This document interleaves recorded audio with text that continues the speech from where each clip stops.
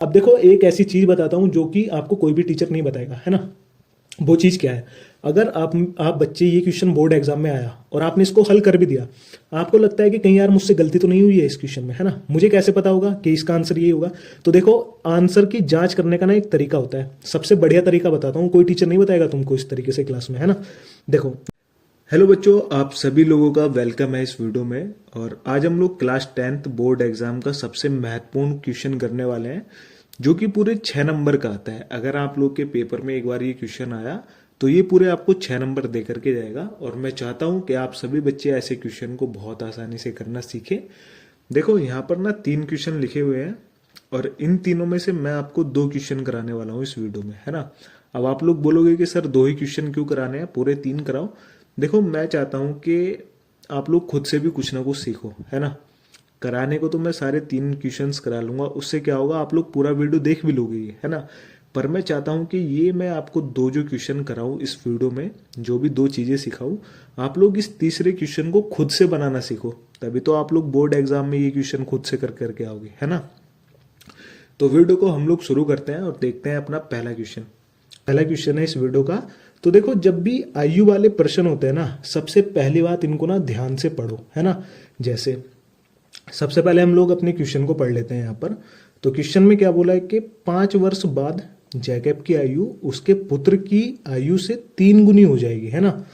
और 5 वर्ष पूर्व जैकब की आयु उसके पुत्र की आयु की 7 गुनी थी। और क्या बोल रहा है आगे कि उनकी वर्तमान आयु ज्ञात करना, है ना। मतलब उनकी वर्तमान आयु क्या है ये आपको बताना है।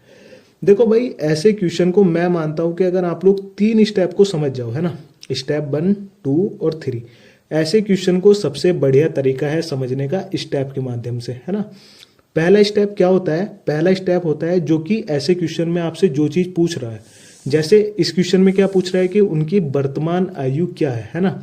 कोई और सा क्वेश्चन होगा उसमें कुछ ना कुछ पूछेगा कि क्या है ना। जो चीज आपको पूछेगा सबसे पहले ना उसको मान लो, ये होता है स्टेप 1, है ना। उसको मान लो, क्योंकि वो आपको पता तो है नहीं, तभी तो वो आपसे क्वेश्चन में पूछ रहा है कि वो चीज क्या है। तो सबसे पहले ना स्टेप 1 में उस चीज को मान लो। स्टेप 1 हमारा कंप्लीट हो जाएगा, है ना। यहाँ पे देखो सबसे पहले हम लोग क्या करेंगे, ये जो स्टेप 1 होता है हमारा, इसको हम लोग मान लेंगे, है ना, स्टेप 1। तो सबसे पहला काम क्या करना है हमको, जो चीज पूछ रहा है उसको मान लो, ठीक है ना, उसको मान लो। स्टेप 2 क्या बोलता है, देखो स्टेप 2 बोलता है समीकरण बनाना, है ना। कुछ बच्चे होते हैं जो बहुत से बच्चों पर नहीं आती इक्वेशंस कैसे बनाते हैं, क्योंकि ऐसे क्वेश्चंस जितने भी थ्योरी वाले क्वेश्चंस होते हैं वो अधिकतर इक्वेशन बनाकर ही हल किए जाते हैं, है ना। तो स्टेप 2 में हमारा क्या काम होता है, समीकरण बनाना, समीकरण बनाना, ओके। और स्टेप 3 जो होता है ऐसे क्वेश्चंस को समझने का सबसे बढ़िया, वो होता है समीकरण को हल करना, है ना। आप लोग इस वाले चैप्टर में समीकरण को हल करना तो सीख ही चुके हो, है ना। तो 3 स्टेप होता है, सबसे पहले उस चीज को मान लो, और दूसरा जो चीज बोली गई है उसकी समीकरण बना लो, जो कि मैं आपको बहुत अच्छे से बनाना सिखाऊंगा, है ना। और तीसरा स्टेप होता है उन समीकरण को हल करना। अब देखो कैसे होंगे ये सारी चीजें। तो क्वेश्चन हमने पढ़ लिया था, क्या बोला था उसमें, है ना। अब पहला काम हमको क्या करना है, जो चीज पूछ रहा है उसको मान लो। जैसे इसमें क्या पूछ रहा है, उनकी वर्तमान आयु क्या है। तो किन की पूछ रहा है, वो पूछ रहा है एक तो जैकब की और दूसरी उसके पुत्र की, है ना। 2 व्यक्ति की बात हो रही है, तो हमको दोनों की वर्तमान आयु ज्ञात करनी पड़ेगी, है ना। क्या बोल रहा है कि वर्तमान आयु ही तो पूछ रहा है, तो हम क्या करेंगे, इसमें वर्तमान आयु को मान लेंगे इन दोनों की, है ना। देखो कैसे हम लोग अपने उत्तर में चलेंगे, और सबसे पहला काम करेंगे हम लोग, माना पुत्र की वर्तमान आयु, है ना। जैकब के पुत्र का नाम नहीं है तो हम लोग डायरेक्ट लिख लेंगे माना पुत्र की वर्तमान आयु, है ना, वर्तमान आयु। तो पुत्र की वर्तमान आयु हमको क्या माननी है, क्योंकि हमें तो पता नहीं, तो हम क्या मानते हैं इनको, एक्स, है ना, एक्स वाई जेड, जो आपका मन करे, ए बी सी डी जो भी करे उसको मान लो, है ना। अब हम लोग क्या करेंगे, अब जैकब की आयु को मान लेंगे, है ना। तो हम यहां पर क्या लिखेंगे, माना जैकब की वर्तमान आयु, है ना। तो जैकब की वर्तमान आयु क्या होगी, जैकब की वर्तमान आयु क्या होगी, एक्स। नहीं, देखो बहुत से बच्चे ना यहीं पर गलती करते हैं, तो वो उसकी आयु एक्स क्यों होगी भाई। मुझे एक चीज बताओ, क्या आप और आपके पिताजी जो है वो बिल्कुल 1 साल के हैं, मतलब सेम एज है दोनों की, नहीं है ना। मतलब पुत्र तो हमेशा छोटा होगा और पिता हमेशा बड़ा होगा, तो दोनों की आयु तो अलग अलग होगी, है ना। तो फिर मैं इसको भी एक्स क्यों मानूं, इसको मैं मानता हूँ y, है ना, इसको मान लो x वर्स और इसको मान लो y वर्स, है ना। तो स्टेप 1 जो होता है वो हमारा यहाँ पर कंप्लीट हो जाता है। क्या था, जो चीज पूछी थी सर हमने उसको मान लिया, है ना। स्टेप 2 में क्या करना होता है, समीकरण बनाना। अब देखो समीकरण कैसे कहाँ से बनती है, आपने क्वेश्चन पढ़ा था ना, अब दोबारा से ये वाला क्वेश्चन पढ़ो। समीकरण आपको क्वेश्चन में से बनानी पड़ेगी, है ना। तो क्या बोला था कि 5 वर्ष बाद जैकब की आयु उसके पुत्र की आयु की 3 गुनी हो जाएगी। तो यहां से हमारी समीकरण बनेगी। देखो कैसे बनेगी, बात कर रहा है 5 वर्ष बाद की, मतलब अभी तो हमने वर्तमान आयु मानी थी, अब मैं भाई 5 वर्ष बाद की आयु कहां से लेकर आऊं, है ना। तो सबसे पहला काम होगा 5 वर्ष बाद इन दोनों की आयु मानना, है ना। इनकी आयु पता होनी चाहिए हमको 5 वर्ष बाद की, तभी तो समीकरण बन जाएगी। देखो हम लोग क्या करेंगे, अगला स्टेप जो बोला है उसने 5 वर्ष बाद की बात कर रहा है वो, है ना। तो हम लोग यहाँ पर क्या लिखेंगे, देखो यहाँ पर लिखेंगे हम लोग 5 वर्ष बाद, है ना। तो 5 वर्ष बाद लिख लेंगे और यहाँ पर हम लोग ऐसे कॉमा लगा देंगे। अब 5 वर्ष बाद इन दोनों की आयु माननी हमको, जैसे 5 वर्ष बाद पुत्र की आयु क्या होगी, पुत्र की आयु। अभी हम लोग वर्तमान आयु नहीं लिखेंगे क्योंकि हम लोग 5 वर्ष बाद की बात करना है, तो वो मैंने ऊपर लिख दिया 5 वर्ष बाद, है ना। तो 5 वर्ष बाद पुत्र की आयु क्या होगी और 5 वर्ष बाद जैकब की आयु क्या होगी, जैकब की आयु, है ना। तो जैकब की आयु क्या होगी। अच्छा देखो कैसे पता करेंगे, मुझे एक चीज बताओ, मेरी उम्र आज 20 साल है, आज से 5 साल बाद, मतलब अभी तो सन 2025 चल रहा है, यानी कि सन 2030 में मेरी उम्र क्या होगी। तो आप लोग सीधा बता दोगे सर आप लोग 5 साल बढ़ जाओगे, सर आप मतलब आप 5 साल बढ़ जाओगे तो सर आप हो जाओगे 25 साल के, है ना। ये आपने कैसे बताया, ये आपने बताया इस 20 में 5 जोड़कर, है ना। ये जो 20 थी आपकी, मेरी जो वर्तमान उम्र थी उसमें तुमने 5 जोड़ा और तुमने बता दिया कि आज से मेरी 5 वर्ष बाद उम्र क्या होगी, 25 साल। तो ऐसे ही हमको यहाँ करना है। देखो हमें वर्तमान आयु तो पता है, दोनों की x और y है, तो मैं क्या करूंगा, पुत्र की जो आयु होगी ना उसमें x + 5, है ना, x + 5 कर दूंगा उसको, है ना। वर्तमान आयु x थी, मैंने 5 और जोड़ दिया, तो इसका मतलब क्या हो गया, 5 वर्ष बाद की आयु हो गई है ना। ऐसे मैं क्या करूंगा, जैकब की आयु में, जैकब की आयु क्या है y, तो इसमें भी 5 जोड़ दूंगा मैं, 5 जोड़ दिया, है ना। अब इसी लाइन को दोबारा से पढ़ो और तुम्हारी इस बार समीकरण बन जाएगी। देखो क्या बोल रहा है कि 5 वर्ष बाद जैकब की आयु उसके पुत्र की आयु से 3 गुनी हो जाएगी। मतलब ये जो जैकब है ना मेरा, ये जो जैकब है इसकी आयु जो होगी ना वो इसके पुत्र की आयु की 3 गुनी होगी। मतलब अगर इसके पुत्र की आयु में 3 से गुणा कर दूं ना तो इसके बराबर हो जाएगी। यही तो वो बोल रहा है इस बात को, उसके पुत्र की आयु से 3 गुनी हो जाएगी, उसके पुत्र की आयु से। तो से मतलब पुत्र की आयु में मुझे 3 से गुणा करनी पड़ेगी, तब उसकी आयु के बराबर होगी जैकब की आयु के, है ना। देखो दोबारा से समझो, कुछ बच्चे नहीं समझे होंगे इसको। क्या बोला था इस लाइन में, देखो यहां पर उसने क्या बोला है कि 5 वर्ष बाद जैकब की आयु, ठीक है, जैकब की आयु उसके पुत्र की आयु से 3 गुनी हो जाएगी। मतलब उसके पुत्र की आयु अगर 3 गुनी कर दूंगा ना मैं, तो जैकब की आयु के बराबर हो जाएगी, है ना। बस यहीं से इक्वेशन बनेगी। देखो ये चीज होती है समझने की, है ना। तो मैं क्या करूंगा, जो उसके पुत्र की आयु है 5 वर्ष बाद की, उसमें मैं 3 से गुणा कर दूंगा। तो बोल रहा है कि जैकब की आयु की जितनी हो जाएगी वो, जैकब की आयु क्या आएगी, y + 5, है ना। बस अब इसको ना इक्वेशन बना लो। देखो इतनी चीज तो आती होगी सभी पे हल करनी। इस 3 की इसमें मल्टीप्लाई कर दो ब्रैकेट में, तो कितना हो जाएगा, देखो 3x और +3 बन जाए कितना होता है 15, और बराबर में y और +5, है ना। यहाँ पर x है, इस y को इधर ले आओ और इस संख्या को बराबर के उधर ले जाओ, है ना। तो यहाँ से इक्वेशन बन जाएगी। देखो कैसे, 3x, y को जब मैं बराबर के इधर लेकर के आऊंगा तो ये क्या हो जाएगा, -y, है ना। और यहाँ पर ये +5 है, और मैं इस 15 को जब बराबर के इधर लेकर जाऊंगा तो ये क्या हो जाएगा, -15। अब ये 15 है और ये +5 है, तो इनको हम लोग घटाएंगे तो कितना बचेगा, -10। तो यहाँ पर मैं डायरेक्ट लिख देता हूँ इसको -10, है ना, -10। अब देखो बेटा यही आपकी इक्वेशन बन करके तैयार हो गई, है ना। तो इसको हम लोग नाम देंगे समीकरण नंबर 1, है ना। अभी तो हमारे पास एक इक्वेशन आई है, वेरिएबल हमारे पास 2 है, x और y, तो मुझे एक और इक्वेशन बनानी पड़ेगी क्योंकि 2 इक्वेशन तभी तो हल होंगी। अगर यहाँ पर x होता तो हम लोग डायरेक्टली बता देते, पर हमारे पास y भी है, तो इसके लिए एक और इक्वेशन चाहिए, है ना, क्योंकि हमारे पास 2 वेरिएबल्स है ना। तो पहली इक्वेशन इस तरीके से निकल जाएगी, है ना। ज्यादा कुछ था नहीं इसमें, बस थोड़ी सी दिमाग लगाना था आप लोग को, है ना। अब देखो क्या करेंगे हम लोग, दूसरी इक्वेशन बनाएंगे। दूसरी इक्वेशन किस तरीके से बनाएंगे, देखो इसी सवाल में यहाँ पर एक बात और कही है कि 5 वर्ष पूर्व, यानी कि आज से 5 साल पहले की बात कर रहा है वो। 5 वर्ष पूर्व, पूर्व का मतलब होता है पहले। तो 5 वर्ष पूर्व जैकब की आयु उसके पुत्र की आयु की 7 गुनी थी। देखो इस बार भी वही बात बोल रहा है। उस बार बोल रहा था कि 5 वर्ष बाद भाई 3 गुनी थी, इस बार बोल रहा है कि 5 साल पहले जैकब की जो आयु थी वो उसकी पुत्र की आयु से 7 गुनी थी। तो मेरा सबसे पहला काम क्या होगा, 5 वर्ष पहले की आयु पता करना इन दोनों की, है ना। तो उसको मैं किस तरीके से करूंगा, देखो यहां पर लिख लूंगा, मैं यहां पर लिखूंगा 5 वर्ष पहले, 5 वर्ष पहले, है ना। पहले और पूर्व एक ही बात होती है, पूर्व का मतलब भी पहले ही होता है ना। मान लो अगर आज मैं 20 साल का हूं, है ना, मैं आपसे जानना चाह रहा हूं कि आज से 5 साल पहले मैं कितने साल का हूंगा भाई। तो आप लोग बोलोगे सर आज से 5 साल पहले, यानी कि आप लोग 5 साल बड़े होंगे, है ना। मैं कितना बड़ा हूंगा, मैं 5 साल बड़ा हूंगा, है ना, तभी तो मैं 20 का हुआ।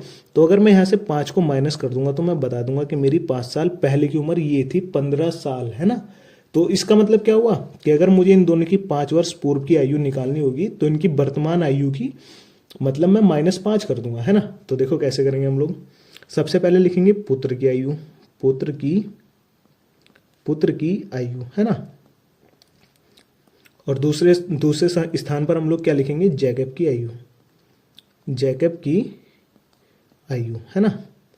अब मुझे आयु बताओ 5 साल पहले कितनी होगी। तो आप लोग ना बहुत ध्यान से बता दोगे, सर जो इनकी वर्तमान आयु है ना उसमें से 5 माइनस कर दो तो पहले की आयु निकल करके आ जाएगी, है ना। तो मैं क्या करूंगा, x -5 और इसको क्या करूंगा मैं, y -5, है ना। यही तो करना है मुझे। अब देखो यहां से इक्वेशन बनानी है हमको। इस लाइन को ना अब दोबारा से पढ़ लो। क्या बोल रहा है कि 5 वर्ष पूर्व जैकब की आयु, ये जो जैकब है उसका पिता, उसकी आयु उसके पुत्र की आयु की 7 गुनी थी। मतलब ये जो पुत्र है ना इसकी आयु में अगर मैं 7 से मल्टीप्लाई कर दूं तो ये इसके जितनी थी, मतलब। तो समझ रहे हो ये चीज क्या होगी। तो इसका मतलब ये जो पुत्र की आयु है ना x -5, इसमें मुझे 7 से गुणा करनी पड़ेगी और बराबर ये किसके हो जाएगी, जैकब की आयु के। क्योंकि वही तो बात बोल रहा है कि आज से 5 साल पहले जो उसके पुत्र की आयु थी ना, वो पुत्र की आयु 7 गुनी थी जैकब की आयु के, है ना। तभी तो ये आपस में इक्वल होंगी। अब क्या करो, इसको हल कर लो और समीकरण बना लो। कैसे, इस 7 की गुणा कर दो इसके अंदर ब्रैकेट के, तो क्या आएगा देखो 7x और -5 सत्ते कितने होते हैं 35 और बराबर में y -5, है ना। अब यहां से इस y को बराबर के इधर लेकर आ जाओ और इस 35 को बराबर के उधर लेकर चले जाओ, है ना। तो यहाँ पर 7x और ये हो जाएगा माइनस का y और बराबर -5 और 35 जब इधर आएगा तो ये किसका होगा, प्लस का। तो प्लस का 35 है और माइनस का 5 है तो कितने बचेंगे, प्लस के 3 बचेंगे घटाने पर, है ना। तो मैं इसको डायरेक्ट लिख देता हूं प्लस का 30। तो यहां पर हम लोग लिख देंगे प्लस का 30। तो ये मेरे पास आ गई समीकरण नंबर 2, है ना। और ये मेरा स्टेप 2 जो था, स्टेप 2 भी खत्म हुआ। मैंने 3 स्टेप बताए थे ना। पहले स्टेप में उन आयु को मान लेना है, मतलब उस चीज को मान लेना है जो आपसे पूछ रहा है, और दूसरे स्टेप में आपको समीकरण बनानी है। बस इतना छोटा काम करना है भाई, बाकी क्वेश्चन तो अपने आप सॉल्व हो जाएगा, है ना। अब देखो 2 इक्वेशंस आ गई। अब इन दोनों इक्वेशंस को हल कर लो। इक्वेशंस को हल करना आता है, 2 रैखिक समीकरण युग्म को कैसे हल करते हैं, प्रतिस्थापन विधि या फिर ब्लोपन विधि द्वारा, है ना। तो मैं इसको ब्लोपन विधि से हल करूंगा। देखो पहली इक्वेशन क्या दे रखी है, यहां पर हम लोग लिखेंगे 3x - y बराबर -10, है ना। यानी कि मेरे पास जो पहली इक्वेशन है वो है 3x - y और बराबर -10, है ना। यही तो इक्वेशन दे रखी है, 3x - y बराबर -10। और दूसरी इक्वेशन दे रखी है 7x - y बराबर 30। तो दूसरी इक्वेशन क्या दे रखी है, 7x - y और बराबर में 30, है ना। अब इसको ना हम लोग ब्लोपन विधि से हल करेंगे। देखो समीकरण नंबर 1 ये रही और समीकरण नंबर 2 ये रही, है ना। 2 समीकरण है तो इसको हम लोग ब्लोपन विधि से हल करेंगे। देखो ब्लोपन विधि क्या होती है, देखो ब्लोपन विधि का अर्थ होता है किसी चीज को विलुप्त करना। यानी कि जैसे यहाँ पर 2 वेरिएबल दे रखे हैं x और y, इस इक्वेशन में भी x और y, यानी कि इसमें से किसी एक वेरिएबल को आपस में काटना। कटती कब है चीजें तब कटती हैं जब वो सेम होती हैं बिल्कुल। जैसे 5 है और यहाँ पर भी 5 है, यहाँ पर ये प्लस का 5 है और ये माइनस का, तो ये आपस में कट जाएगा जोड़ने पर, है ना। क्यों कटेगा? क्योंकि इसका जो चिन्ह था वो प्लस का था और इसका जो चिन्ह था वो माइनस का था, है ना। तो ये घटाने पर 0 होता है, तो हम लोग डायरेक्टली बोलते हैं कि भाई ये कट गया या फिर कैंसिल हो गया, तो इस तरीके से होती है। अब यहाँ पर 3x है, यहाँ पर 7x है, तो क्या ये कट जाएगा? नहीं कटेगा। या तो मुझे ये जो x वाला वेरिएबल है इसके जो आगे ये गुणांक लिखे हुए हैं इनको सेम करना पड़ेगा और फिर इसको काटना पड़ेगा, है ना। पर मुझे एक चीज दिख रही है कि यहाँ पर y है और यहाँ पर y है, यानी कि ये तो सेम सेम है, पर एक दिक्कत है, यहाँ पर तो ये माइनस का है और यहाँ पर भी माइनस का, तो चिन्ह बिल्कुल सेम नहीं होने चाहिए, वो विपरीत होने चाहिए। तो मैं क्या करूंगा, इस वाली इक्वेशन के जो चिन्ह जो होंगे ये वाले, इनको मैं बदल दूंगा। कैसे बदलेंगे? माइनस से गुणा कर दूंगा, माइनस के चिन्ह से, है ना। तो देखो कैसे करते हैं हम लोग, यहाँ पर लिखेंगे विलोपन विधि से। तो एक काम करते हैं, इसको तो मैं ऊपर लिख लेता हूँ क्योंकि फिर से मुझे समीकरण उतारनी पड़ेंगी। तो एक काम करना, इसके ऊपर लिख लेना विलोपन विधि से, है ना। विलोपन विधि से जिस भी समीकरण से आप, जिस भी तरीके से आप लोग हल करो उसको लिखना, है ना। तो मैं क्या करूंगा, माइनस से गुणा कर दूंगा। तो देखो जब मैं माइनस से गुणा करूंगा तो चिन्ह चेंज हो जाएंगे, ये जो प्लस का 7x है ये माइनस का हो जाएगा, ये जो माइनस का y है ये प्लस का हो जाएगा, और ये प्लस का 30 है ये क्या हो जाएगा, माइनस का 30, है ना। अब एक लाइन खींचो, देखो y से भाई ये कैंसिल हो जाएगा, है ना। और यहाँ पर क्या बचेगा, प्लस का 3x और यहाँ पर माइनस का 7x। तो माइनस बड़ा है तो इसमें से घटाएंगे तो कितना बचेगा, माइनस का 4x। तो माइनस का 4x बराबर, यहाँ पर -10 है, यहाँ पर -30 है ना। तो ये क्या हो जाएंगे, -40। तो इसको लिख दो। अब माइनस इधर भी है और इधर भी है, तो माइनस से माइनस कट जाएगा, और यहाँ से 4 से 40 को डायरेक्ट काट लो, नहीं तो फिर इस तरीके से लिखो इसको, x और 40, और ये चीज गुणा में है तो इधर आके बटे में हो जाएगी, तो 4 से 40 जाएगा 10 बार। तो x की जो वैल्यू आएगी वो मेरे पास कितनी आएगी, 10, है ना, 10 आएगी। दो चीजें मानी थी मैंने, x और y, तो मेरे पास x की वैल्यू निकल करके आ गई। अब मुझे y की निकालनी है। देखो y की कैसे निकालते हैं। अब ये जो x का मान आया है ना, इसको इन दोनों समीकरण में से किसी एक समीकरण में रख दो जिसमें आपका मन करे, है ना। चाहे तो पहली में रख दो चाहे दूसरे में। तो मैं यहाँ पर क्या लिखूंगा कि x का मान समीकरण 1 में रखने पर, है ना, समीकरण 1 में रखने पर, है ना, रखने पर। तो इसको कैसे रखेंगे, देखो हम सबसे पहले समीकरण 1 को उतारो, क्या दे रखी है, 3x माइनस y बराबर -10। अब ये जो x है ना, इसके स्थान पर 10 रख दो, तो ये तो गुणा में है 3 इसके साथ, तो ये क्या हो जाएगा, 3 गुणा 10। x की जगह मैंने 10 लिख दिया, है ना, और -y को ऐसे लिखो और -10 भी ऐसे ही। 10 की 30 से गुणा करेंगे तो 30 आएगा, तो 30 -y और बराबर -10। अब देखो संख्या इधर है तो इसको बराबर के इधर लेकर चले जाओ, इससे क्या होगा, y का मान निकल जाएगा। किस तरीके से, -y को ऐसे रखेंगे और यहाँ पर -10, और ये 30 क्या था, ये प्लस का था। तो कोई भी संख्या जब प्लस की बराबर के उधर जाती है तो वो माइनस की होती है, और जो माइनस की बराबर के उधर जाती है वो प्लस की होती है। तो ये 30 प्लस का है तो इधर जाएगा तो कितना होगा, ये -30, है ना।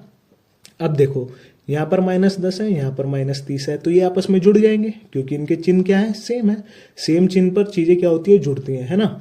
तो -10 और -30 कितना हो जाएगा, -40। तो मैं लिखूंगा -22 बराबर -40। अब माइनस इधर भी है और इधर भी है, तो माइनस से माइनस काट दो, तो y का जो मान होगा वो कितना निकल करके आएगा, वो आएगा 40, है ना।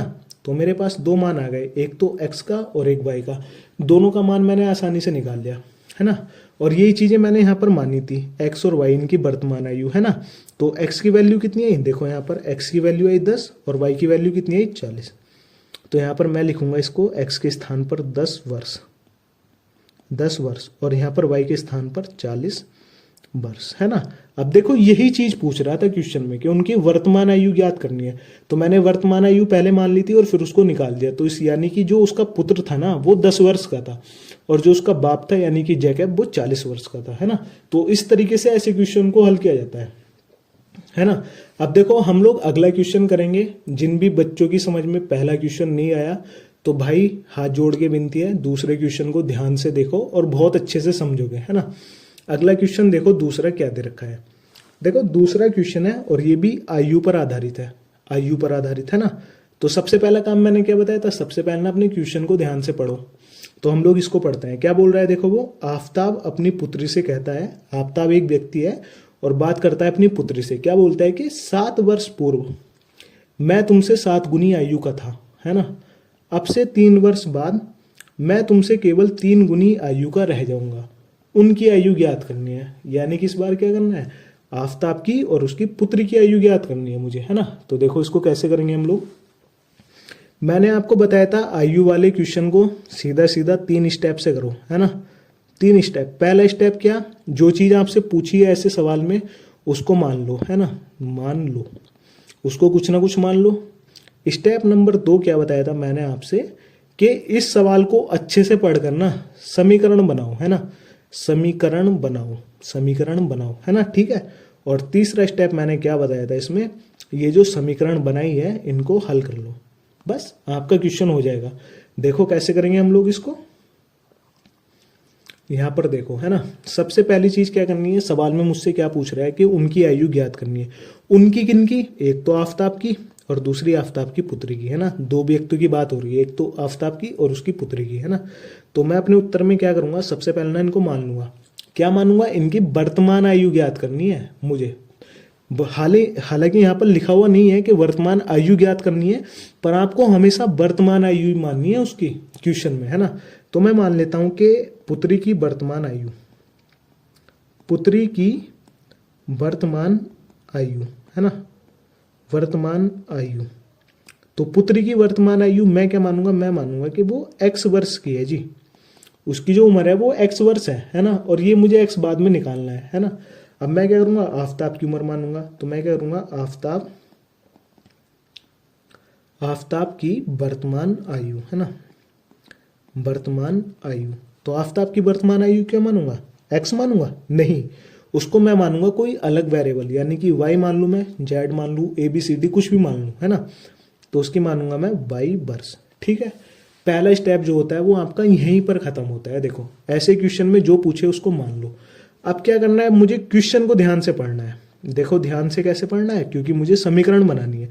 तो समीकरण के लिए क्या होगा, यहाँ पर कोई ना कोई स्टेटमेंट लिखी हुई रहेगी। जैसे क्या बोल रहा है, आफताब अपनी पुत्री से कहता है ना, तो यानी कि ये नहीं है, क्या कह रहा है वो, 7 वर्ष पूर्व मैं तुमसे 7 गुनी आयु का था, है ना। तो सबसे पहली चीज है 7 वर्ष पूर्व उनकी आयु पता होनी चाहिए तुमको, तभी तो आप लोग इक्वेशन बनाओगे। तो सबसे पहला काम क्या होना चाहिए, जितने भी साल दे रखा है ना उस साल की आयु ज्ञात करना।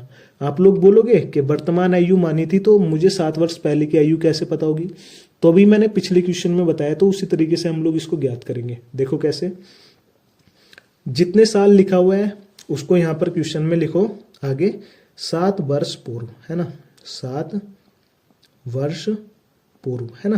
तो 7 वर्ष पूर्व मुझे क्या करना है, इनकी आयु पता करनी है। तो 7 वर्ष पूर्व किसकी, एक तो पुत्री की आयु, पुत्री की आयु, है ना, पुत्री की आयु, और दूसरा मुझे क्या करनी है, आफताब की आयु,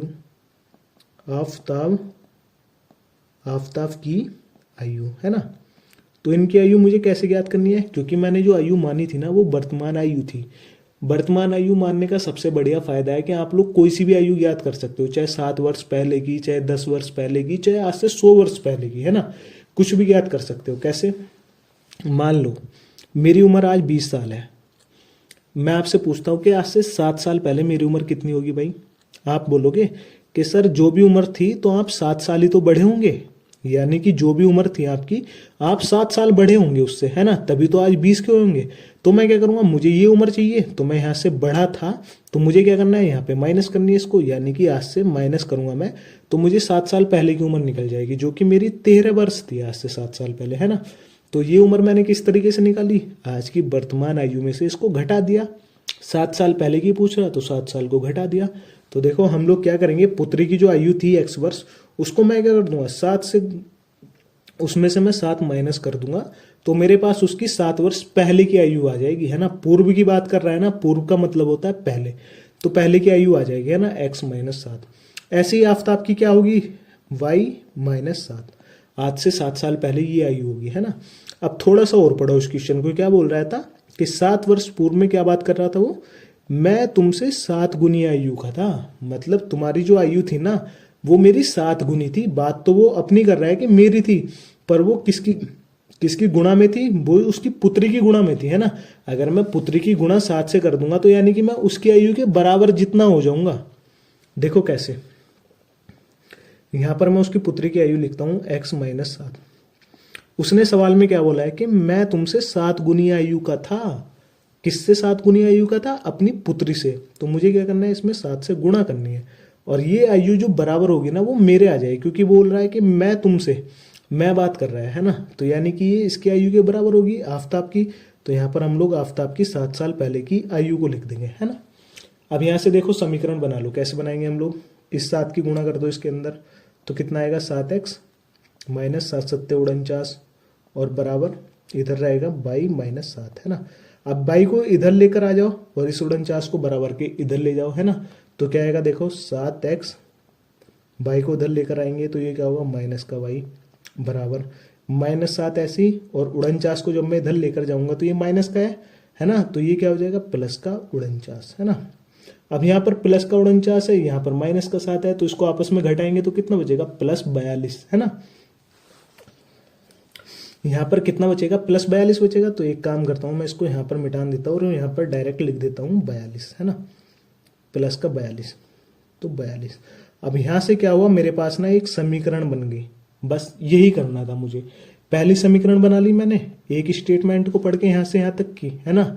अब दूसरी स्टेटमेंट को पढ़ूंगा तो मेरे पास दूसरी समीकरण भी बन जाएगी। देखो कैसे, इसको यहाँ से हम लोग रफ कर देते हैं थोड़ा सा, तो यहाँ से इसको रफ करते हैं और दूसरी स्टेटमेंट देखते हैं क्या बोल रहा है। बोल रहा है कि अब से 3 वर्ष बाद, क्या बोल रहा है कि आज की जो आयु है ना, वर्तमान आयु, उससे 3 वर्ष बाद, 3 वर्ष बाद की बात कर रहा है। तो सबसे पहले ना इनकी 3 वर्ष बाद की आयु निकाल लो तुम लोग। कैसे, देखो कैसे, अगर मैं आज 20 साल का हूँ, मैं पूछता हूँ कि आज से 3 साल बाद में कितना होगा, तो आप लोग डायरेक्ट बोलोगे सर आप 23 साल के होंगे। कैसे बताया आपने, इस आयु में क्या क्या आपने जोड़ दिया, इसको +3 कर दिया ना, तभी तो आपने बता दिया कि सर आप 23 साल के होंगे, है ना। तो ऐसे मुझे क्या करना है कि आफताब और उसकी पुत्री की जो वर्तमान आयु है उसमें मुझे 3 साल जोड़ देना है, तो 3 वर्ष बाद की आयु निकल करके आ जाएगी, है ना। देखो कैसे, यहां पर लिखेंगे हम लोग 3 वर्ष बाद, 3 वर्ष बाद, 3 वर्ष बाद, है ना। और यहाँ पर ऐसे चिन्ह लगाएंगे और 3 वर्ष बाद पुत्री की आयु क्या होगी, सबसे पहले पुत्री की आयु, पुत्री की आयु, है ना। और दूसरे नंबर पर आफताब की आयु, आफताब की आयु, है ना, आफताब की आयु। अब देखो इसको किस तरीके से निकालेंगे हम लोग। तो वर्तमान आयु क्या है दोनों की, इसकी x और इसकी y है, तो इसमें आप लोग 3 जोड़ दो और इसमें भी 3 जोड़ दो, तो ये क्या होगा, इनकी आज से 3 वर्ष बाद की आयु निकल करके आ जाएगी, है ना।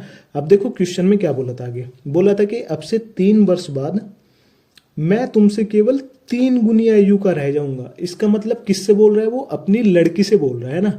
यानी कि लड़की की आयु का अगर मैं 3 गुना कर दूं ना तो वो उसकी आयु के बराबर हो जाएगा, रह जाऊंगा, है ना, पूरी आयु का रह जाऊंगा उसकी जितनी, अगर मैं इसको 3 से गुणा कर दूं, है ना।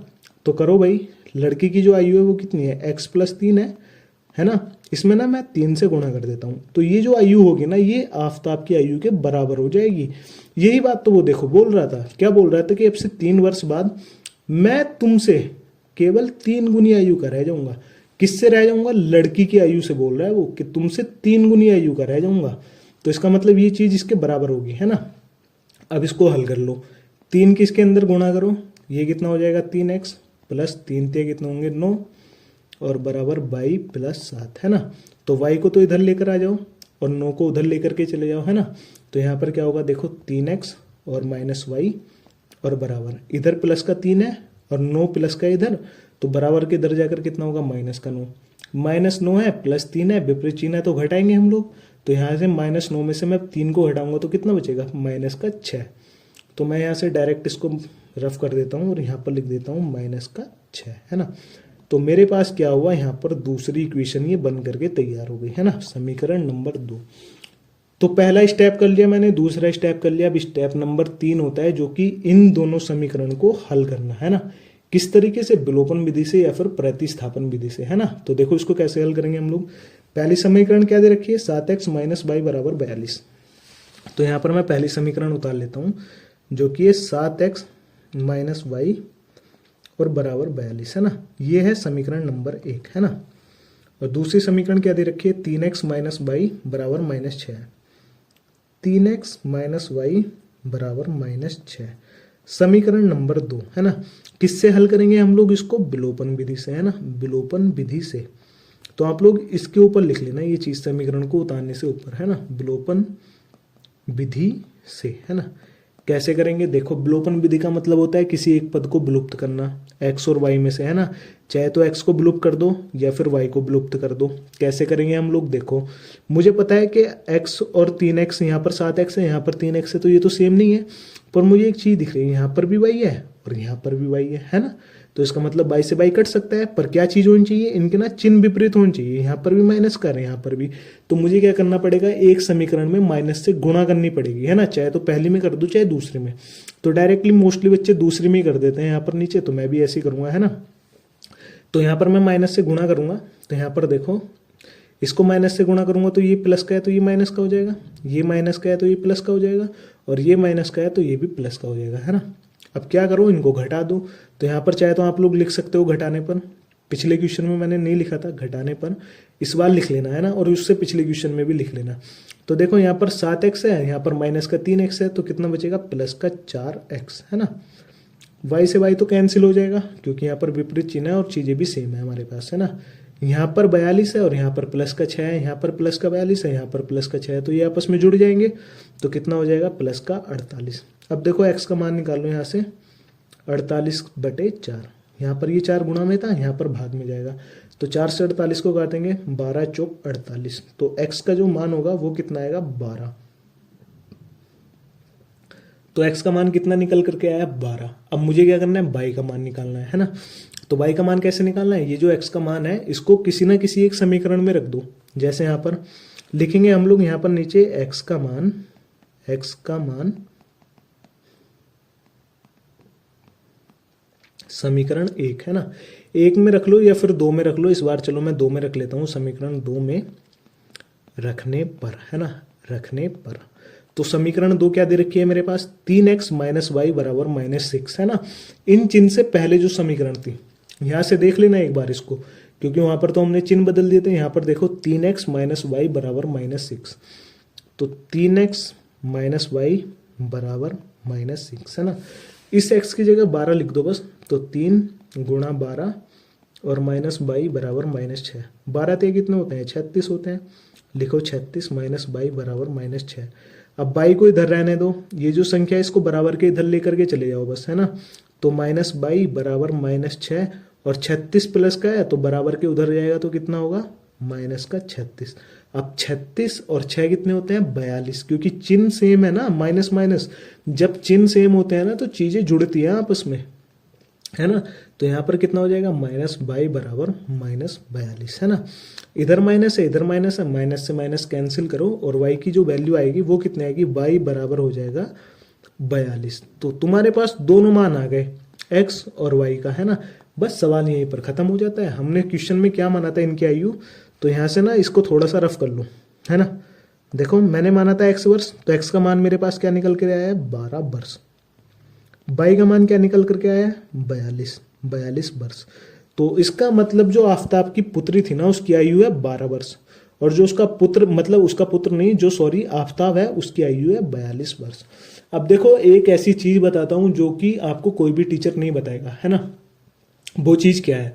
अगर आप बच्चे, ये क्वेश्चन बोर्ड एग्जाम में आया और आपने इसको हल कर भी दिया, आपको लगता है कि कहीं यार मुझसे गलती तो नहीं हुई है इस क्वेश्चन में, है ना। मुझे कैसे पता होगा कि इसका आंसर ये होगा?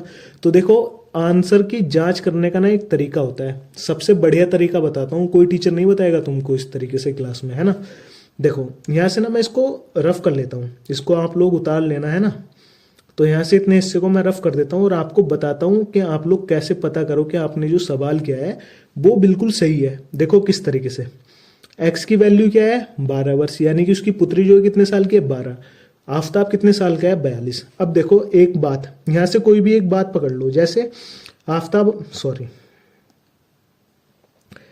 रुक जाओ 1 मिनट, इसको मैं मिटान देता हूं अच्छे से, और हाँ,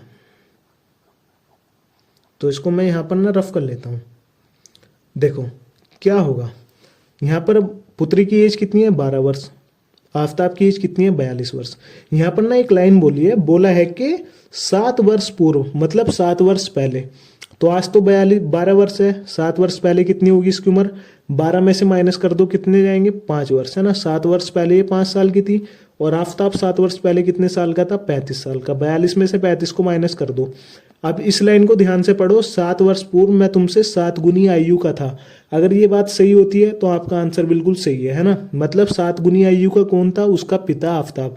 तो अगर मैं 5 से 7 की गुणा करता हूं तो क्या मेरे पास 35 आता है? देखो 5 सत्ते कितने होते हैं? 35। तो इसका मतलब ये जो मेरा सवाल है ना, बिल्कुल सही किया है मैंने। अगर आपको लगता हो ना ऐसे कि सवाल गलत है, तो आप लोग उसकी जांच इस तरीके से कर सकते हो। चाहे तो इस लाइन को पढ़कर कर लो, या फिर इस लाइन को 3 वर्ष पहले की बात कर रहा है तो इसमें 12 में 3 जोड़ देना, 15 हो जाएगा। 42 में 3 जोड़ना, 45 हो जाएगा।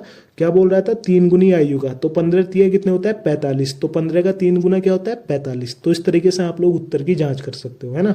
तो इस तरीके से आप लोग सारे आयु वाले सवालों को कर सकते हो। अब देखो लास्ट सवाल है यहाँ पर, ये सवाल है, ये आपका होमवर्क है, ये आपको खुद से करना है और अभी करके बताना। जितने भी बच्चे ये वीडियो देख रहे हैं इसके तुरंत बाद करना है ये सवाल, और मुझे ना कमेंट करना, मैं आपके कमेंट में रिप्लाई करूंगा इसका राइट आंसर, है ना। तो जितने भी बच्चे देख रहे हैं सभी कमेंट करना, और ये सवाल आप लोग खुद से करना। अगर आप लोगों को अगर ये वीडियो थोड़ा सा भी अच्छा लगा हो कि हाँ मुझे चीज़ें बहुत अच्छे से समझ में आई है, तो तभी सब्सक्राइब करना, वरना फिर मत करना। तो अगर वीडियो अच्छी लगे हो तो कर दो, और लाइक भी कर दो और शेयर भी कर दो इसको, है ना। मिलते हैं बाकी नेक्स्ट वीडियो में। और बाकी तो मैं आप लोगों के लिए क्लास 10th के लिए इस तरीके से बहुत सारी वीडियो लाता रहूँगा इस चैनल पर। तो बस बाय बाय, मिलते हैं नेक्स्ट वीडियो में, है ना।